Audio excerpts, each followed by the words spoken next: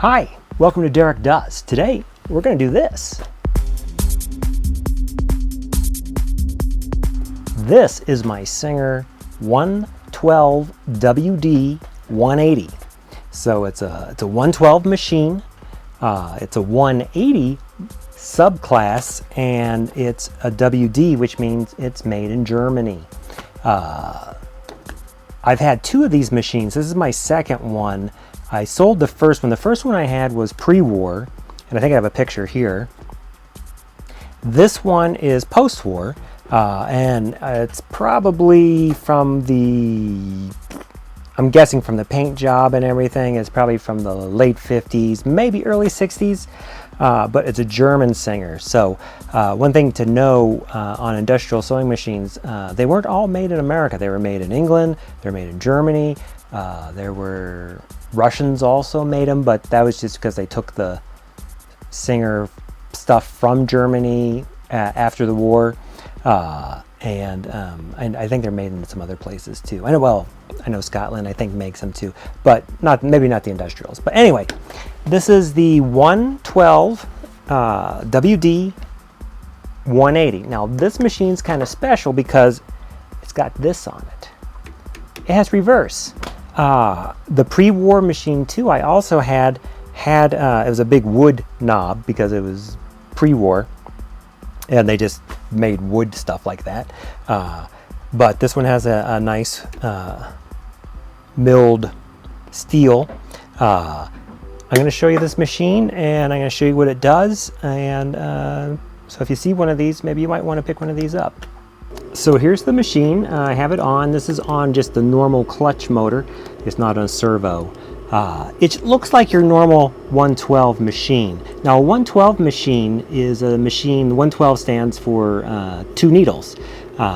There's the 111, if you notice my previous video I had on the 111, 155, those sort of machines are all single needle, and the 112s are double needle. And then in the late 60s and 70s, they made the 212. So basically, anytime you see a newer machine from like the 70s, and it'll have a 2 in front of it, it's just the new model, like a 269 or a 212. All those machines are like newer versions of this. So this is the 112. This is the machine as it came to me. It's really nice. It doesn't look like there's even the wear to oil still has little red marks. And I'll go over the machine just to give you what's going on with it so you can see it, and also how it's threaded, because that might be something you want to do. But let's see how it sews. So I just have a cut off of a jean leg here. And we'll see what it is. I have 2 different threads. So the top thread is my normal jean thread, and the bottom was with the bobbins that came with the machine, which is a lighter weight thread. It's but it's bluish, I think. But let's see how it goes.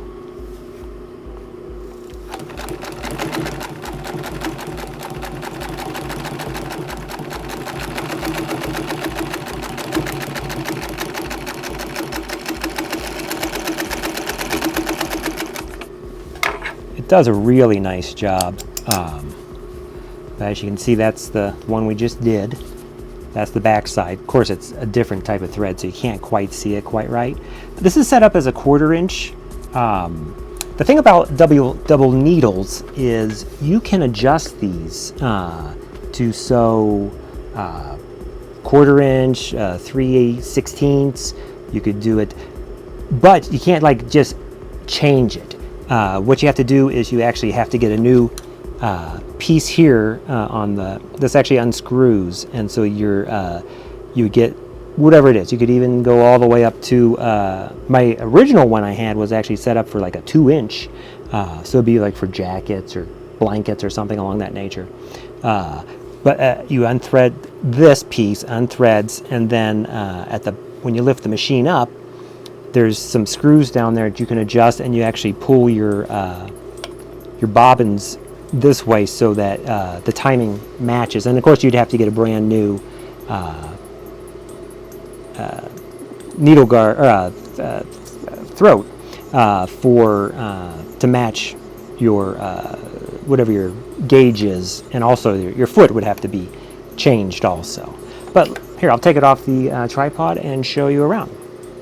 So here's the machine just by itself, and you can see it's a really lovely machine.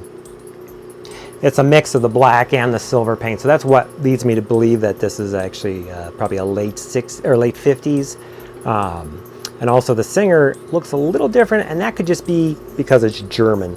Maybe that's the ones they had. So it has 2 bobbins on either side, just like a normal double needle, and of course those pop out, and then you can change the thread whatever you want for each one. Here you can see is the 1/4 inch, and here's what I was talking about, this unthreads, and then you change the foot and then the throat plate, and then also you'd have to change once you get that out your feed dog. So let me show you how it's threaded first. So basically you just have your 2 threads, and they come in a lot like pretty much a lot of machines. You would go through either one. These I actually went around because that's how they originally had this, and I remember, if you remember my other video, I usually go through, but I thought I'd try it going around. So your lower thread, or your right thread, comes in underneath this one. Your left thread goes on top of that one. They come together through here, through a little spring, comes up to your thread lifter. It goes through again, and then these thread, so your left thread comes in on the right side and goes that way, and then your right thread comes in on this side and goes this way. This has always been a difficult thing on the 112s, because depending how narrow your needles are, it's kind of sometimes difficult to get your thread in there and going that way. It takes a little bit of practice, and it's a kind of machine you don't want to have to rethread a lot because it is kind of a pain.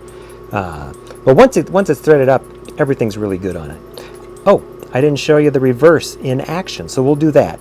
But you can see here, you know, you've got it still has its red where to oil, and then here you can see the 112WD180, and of course the serial number's missing. The usually has a number on there, and it's just because it's a German machine. Here also you can tell for stitch lengths, you can adjust this way to get your stitch lengths, I believe, and then you can just lock that down. So if you turn this, see how that's stuck? It's kind of like a home machine, where you would adjust your stitch lengths like on a 201 or whatever. A home machine would have something similar to this. And it's just like a normal machine with belts.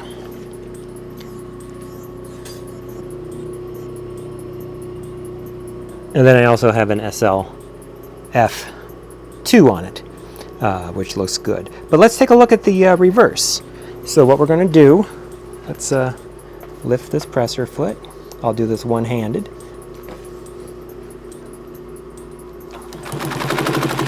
There she goes. Now watch the wonderful part. Look at that. Isn't that awesome? Reverse. Not many old industrial Singers have reverse on them, and this is actually the first Singer I've had that has it for an old machine. I know there's a 31 model too that has the reverse built into it, but also I guess I do have a off-the-arm leather machine that has a reverse built into it. I haven't really gone crazy on that machine. That will be coming up in a later video. These, of course, for oiling,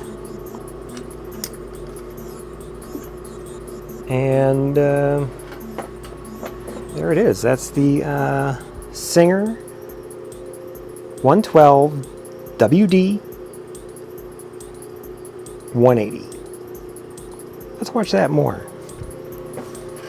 It's just fun.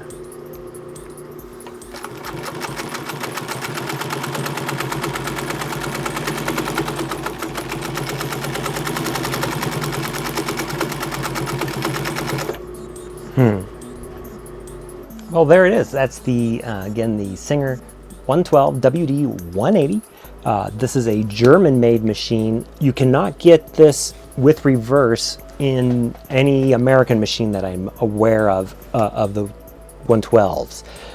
This was only in a German machine, and I didn't even know it existed until I got that pre-war machine that had it.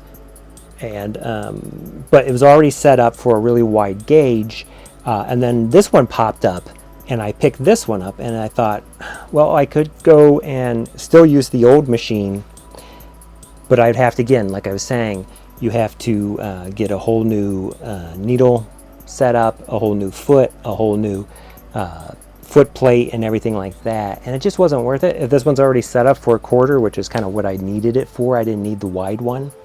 But these are great because they are very accommodating to whatever you wanted to sew. You can easily pick this up, and the stuff like this isn't that expensive because a lot of the Japanese manufacturers and now Chinese copied this machine, and so a lot of the stuff is interchangeable, particularly for feet and everything. Even I think the needle plate on this one, when I looked underneath it, it just said Swiss. And then a number. So I don't think this needle plate is original, or maybe the Germans used something from Swiss because it was made in Switzerland. Obviously, they're pretty close. So who knows? If you know, let me know. These are kind of neat machines. I don't see them very often. I think I've only seen like 3 or 4. Maybe in Europe they're common because they made them more there, but in America there's not that common of a machine. If you like this sort of content, please subscribe, please comment, like, all that, and I appreciate it. And if you keep watching, I'll have more machines, but I figured I haven't done a machine in a while, so I thought I'd do a machine, and I've done about half my machines, I guess. I still have another half to go, but this is kind of a neat machine. It's an uncommon machine for the most part, but it is common. You know, you can find 112s. Usually, most people have like a 11240 or a 139. Oh, sorry, 112. Is that 140? 139? I can't remember. I think it is. I had a 112-115, which was actually a needle feed machine that I used when I was doing denim. But I sold that when I moved, just because they're kind of chunky machines. But then I got this one again, so now I can do pockets and things like that that I kind of wanted to anyway, because I want to get back into denim. But anyway, I won't keep you. So this is the Singer 112WD180. See you next time.